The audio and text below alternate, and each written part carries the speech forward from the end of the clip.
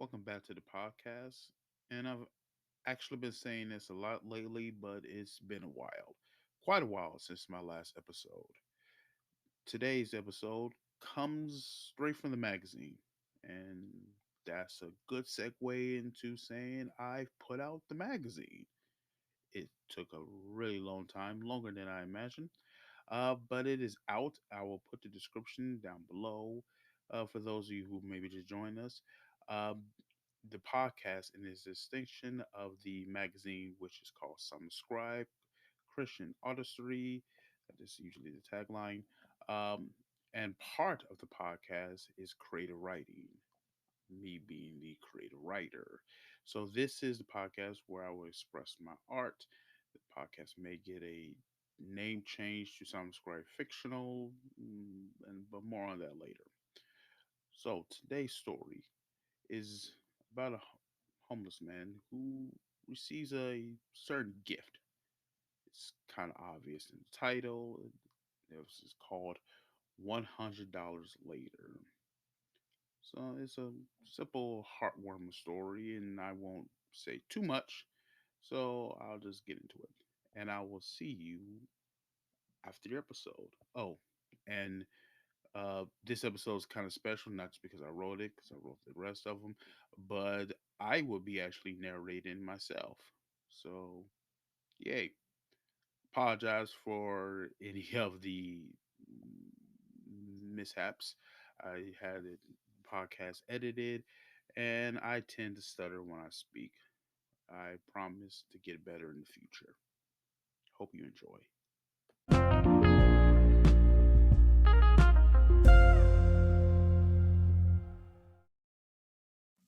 They are those who stand forgotten. They are seen yet hold power to turn you away. Their story is hidden beneath hopelessness and behind a wall of uncharity. Where they are is where you are. Where they are, few seek them. And where they are, few desire to be found, for they are invisible.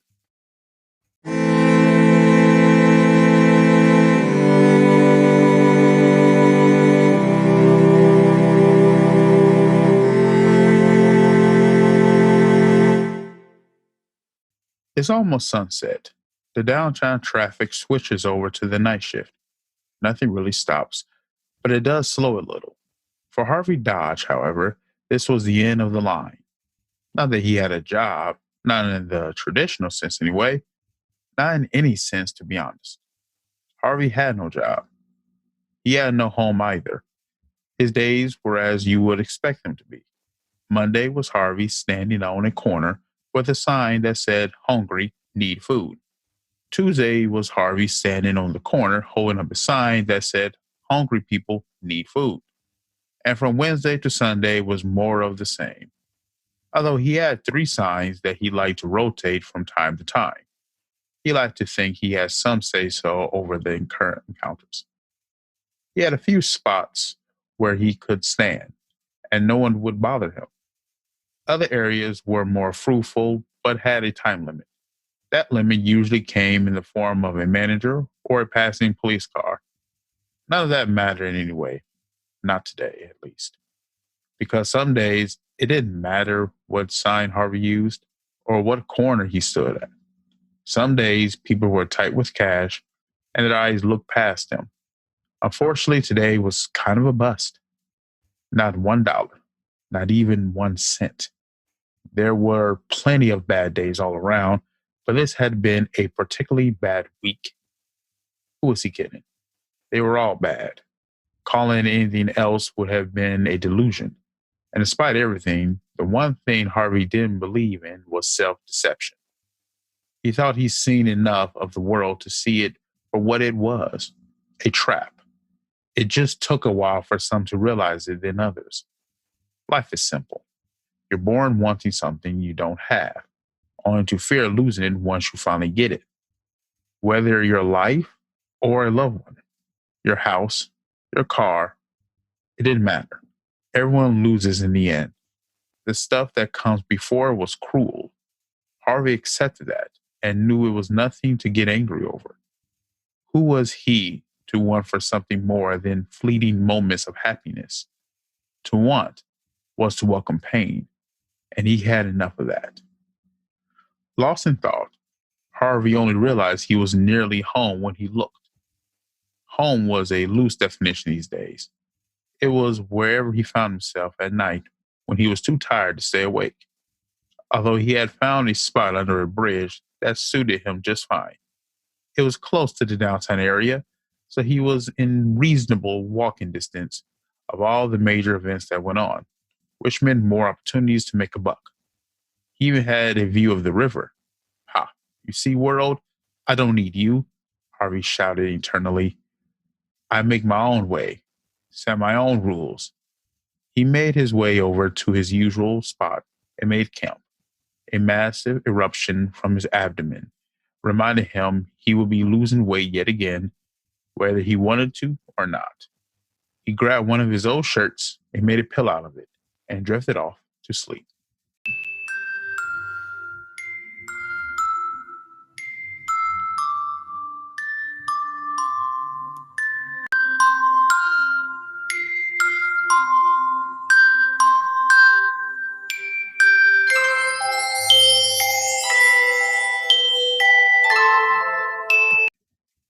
Excuse me. Hello? The voice was irritating, but he couldn't ignore it any longer. His eyes popped open and met that of a young woman's. What was this about? His first thought was that a police officer was giving him an eviction notice, which meant he would likely have to move further out of town. But then again, she had on plain clothes instead of a uniform. And besides that, she did look young, almost teenage like. Why couldn't this wait till morning? What? I'm not doing anything. Can you just leave me be? I'm sorry. We don't mean to bother you. Wait, we? He looked past her and saw, true enough, she was not alone. He wasn't fully awake yet, but he counted four of them, including a young woman speaking with him. And now that he saw all of them together, he placed them in the category of children, at least compared to him, they were, which put him more on edge than before. A police officer or two he was used to. But teenagers? Whatever prank or radical plan they had in store for him, he wouldn't lay down and take it. What are you doing? What do you want? Everything you see is mine. Don't touch anything. Raised hands, the young woman motioned to her group to step back. No one wants to take anything from you, sir. We want to give you something. Looking from the young woman to her friends, who looked more scared than menacing, he considered the possibility that he might not have to fight tonight. Still, he wouldn't let his guard down, even for an innocent face like hers. What do you want to give me? She began shaking and reached into her back pocket. Harvey brought himself up to a crouched position in case he was wrong about intentions despite her innocent looking face. He relaxed when she withdrew a red envelope. With a smile, she handed it to him. Have a good night, sir. She rose up and withdrew with the small group. They disappeared into a nice car, up the hill, and were gone before he realized there was writing on the outside of the letter. Precious Lamb was written on the front. Besides the confusing label, he thought it looked harmless enough. Surely, if someone wanted to do him harm, there are more effortless ways to go about it than this. He ripped it open, and his hand caught the five $20 bills that slid out of it. He was dumbfounded. This didn't just happen, he thought. Moving the cash from one hand to the other, he counted it again and again. $100. A group of teens just gave me $100, he repeated to himself. It must have been a 4 or 5 minutes before he noticed that there was a letter inside as well. Hello, Harvey. If you're reading this, then it means that we finally followed through. You don't know us, but we've seen you many times. I don't know what kind of life you've had, or what you've been through to get to this point in your life. but I believe in helping each other when we're put down. You see, my friends and I attend a church nearby. You've actually visited before. We were giving out food. Our pastor met with you, and you introduced yourself. I overheard, so that was where I picked up your name. That was months ago. But ever since then, you've been on my heart. I'm not sure why. I think God wants me to tell you He hasn't forgotten you and that He loves you. I'm kind of shy, so sorry if I don't say much. And I'm sorry if this isn't a lot, but I hope it helps. With blessing, Rebecca. Drops of tears washed over the ink in her name. He sat there until he fully came to terms with what happened. When he was through, he got up and made his way down the street. First things first, food. Something simple at a local fast food restaurant was enough. It had been so long since he had a juicy burger. When he stepped in, he reached for the money quickly. He'd been here before when it was cold and the staff was not too keen on him staying longer than 5 seconds. Not a customer, no seating. Like clockwork, a sort of little man sped walked from the front counter before he could get the words out of his mouth. Harvey lifted up one of the $20 bills. He rolled his eyes and disappeared into the back. Good. Hope I don't have to see him again, Harvey thought. He ordered a number 7 with extra fries. Cost $7.30. Balance $92.70. He admitted having a chair to sit on was slightly more comfortable than concrete. While he ate, he eyed the convenience store across the street. It was nearly 9 a.m., so Jimmy would be working, which was a good thing because he had always been nice to him. The bell announced his presence, and a tall, slender kid came around from the back, carrying a box full of items. Hello and welcome to. Oh, hey, Harvey. Jimmy, mind if I browse around? Sure thing, bro. The boss isn't here, and you know I don't mind. Jimmy replied and went back to filing shelves. He wasn't even going to keep watch on him like some others would. Good kid. One of the few that he cared to carry on a conversation with. Most likely because he treated him like a human being and not some stray animal. Whenever Harvey got some cash, this was his favorite place to spend it. So, hey, Jimmy, let me ask you something. If you came in possession of some money, what would you do? Jimmy turns away from stalking the shelves. Oh, did you do good today, Harvey? It's not even noon yet. Oh, I did good, Jimmy. I didn't even go looking for it. These pack of kids gave me $100, five $20 bills at once. Wow. They must be super rich. How much you got left? I know you got that burger already. Couldn't help it. I got around 90 left. You know, if you spin it right, you could do something with that. Jimmy, $100 is like 1,000 to me right now. But to everybody else, it's chump change. I want to say that, Mr. Harvey, you never know. That could be all you need. Now be careful of that cash, though. It's not like I got a MasterCard, Jimmy.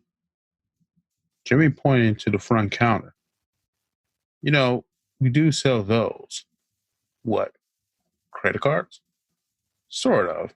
It's one of those prepaid cards. You put money on it and you can use it as a debit. And why would I do that? People tend to take you more seriously if you're paying with a card nowadays. On that, he could not argue. Jimmy had a point. Harvey stopped. What if you could do something meaningful? He cast his mind back to the front of the envelope. He hadn't thought of it at the time, but the girl knew his name, but still put Precious Lamb on the front. Jimmy, give me a razor, shaving cream, and a comb, and ring me up. Cost $8.95. Remaining balance $83.75. It was another 10 blocks before he reached his next stop. Maybe Jimmy was right. Perhaps a little could go a long way. Priceless. The word repeated itself over and over again until he breached the doors of a local thrift shop. With renewed determination, he headed right for the suits. He may be homeless, but maybe if he didn't look like it, he might avoid the dirty looks. He found a nice three-piece blue suit, and better yet, it was on sale with a pair of shoes to match. Cost $12.50. Balance $71.25. How can we help you? The gym employee looked Harvey over. He could imagine what he was thinking. Must be embarrassing having a homeless man in your lobby, carrying a big bag, not including the backpack. He must be worried that he will set up camp. Well, he was practically right.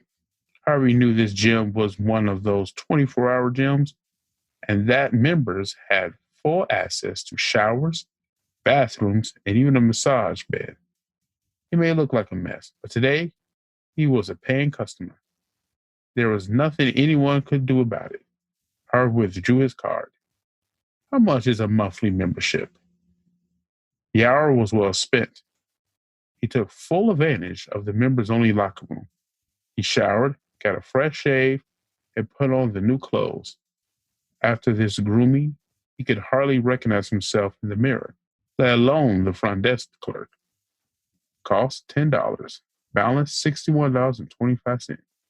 With only 2 stops left, Harvey gawped at the front entrance to the Lockhart Hotel. This was a bit of a gamble, but here goes nothing. He knows instantly as he strolled through the lobby. Actually, he noticed when he left the gym. People looked at him differently. For once, they looked at him and not just a sideward glance as per usual. And in some cases, they actually smiled, which had been different to say the least.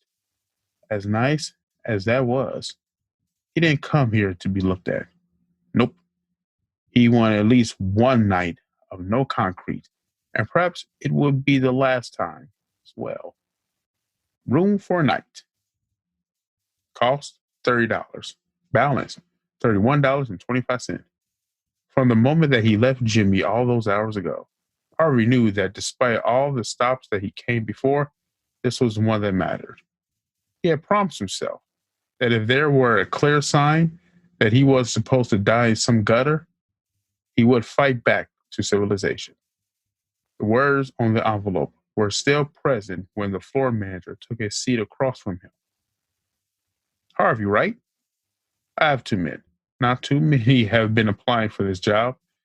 It's long hours, and you'll be in charge of the whole facility. That means at any given time, you'll be in charge of 50 or more employees. Many of these guys are a little rough around the edges, if you know what I mean. I see that you have a gap in employment history. I'd be interested to know what you've been up to. My first question is simply, can you handle this? With a held breath, Harvey did the most difficult thing he'd done in a long time. Sir, I'm no stranger to harsh conditions, and difficult people I can relate to. As for the gap in employment, I disappeared for a while. See, 5 years ago, I lost everything. I once had a family, and then I didn't. Before you ask, it was a car accident. I blame myself, even if no one else did. I lost my son and couldn't bear to look my wife in the eye anymore. My work suffered until they couldn't afford to keep me anymore. Instead of going home, I went nowhere in particular. However, recently I got some mail that motivated me to try again. I know that a lot of this is probably not good to hear in an interview, but I wanted to be transparent with you. There was silence for what seemed like an eternity. The manager got up, met Harvey around the desk, and held out his hand. Glad to have you. When can you start? 1 year later. It's late, and the city changes positions once again. Tom waits outside of the downtown music hall, but he's not trying to get in. That would be ridiculous even by his standards. Not that any of the employees would let him get 2 feet in the door anyway. A quick look from his scuffy shoes to his worn skull hat made it clear that he didn't come to this neighborhood for a good evening, but his home was around the corner, or rather, it was the corner. He kept a good distance and waited for the show to end. It was a bit of a long shot, but if even one of these big wigs gave the smallest bill out of their wallet, he might be able to eat tonight. The big clock that hung overhead struck 10, and with a few minutes, the sidewalk was filled with a higher class. He held up his sign and a bucket at his feet and hoped for the best. A bird's view would see the scene as puzzling, like a stream of flowing water that people parted around the beggar. Occasionally, a few droplets of coins echoed in his bucket. He smiled and met their glances, fleeting though they were. Except one broke from the pack. A large grip squeezed his shoulder so much that he thought he was being thrown backward. Except he was being embraced. A small amount of terror was standard for the occasion. Hi there, fella. The boisterous words of a large man echoed through Tom's eardrums. The man was well dressed, like everyone else. The blue in his suit matched the color of his iris. The fact that he could see his eyes was a strange event in itself. But more than that, he was speaking to him. Perhaps he was intoxicated. You know, you remind me of someone who used to come down these streets and carry around a little bucket just like that. Here you go, friend. Just reload it. In his hand was a debit card. Should have at least $100 on it. Wow. Thanks, sir. I don't know what to. What was happening? Was this a trick? Ha! I know that look. No, this isn't a trick or no cruel joke. It's my pleasure to be a blessed. You see, this makes my night. You see that pretty angel there? He motioned to a woman a few feet away. We're celebrating our anniversary. A year ago, almost to the day, God rescued me from sorrow and disparity. Now I'm about to take my lady out for dinner. Ha! God is good. Well, that's a good thing, sir. And thank you for this. You two have a pleasant evening. He just couldn't believe it. He turned to leave, not wanting to press his luck any further. However, once again, the arm turned him around again.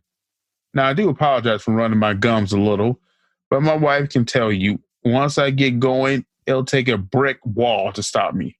So if you wouldn't mind, would you want to join us for dinner?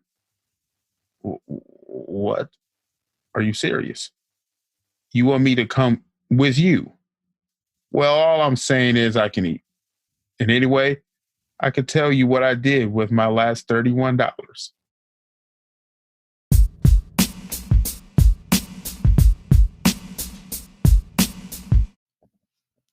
I hope you enjoyed that story. If you like this, consider following and subscribing to more of the stories.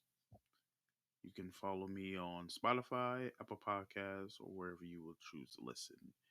If you choose to leave a comment, consider following me on my social medias, either my Twitter or Facebook, where I'm the most active. All right. God bless, and I'll see you next time.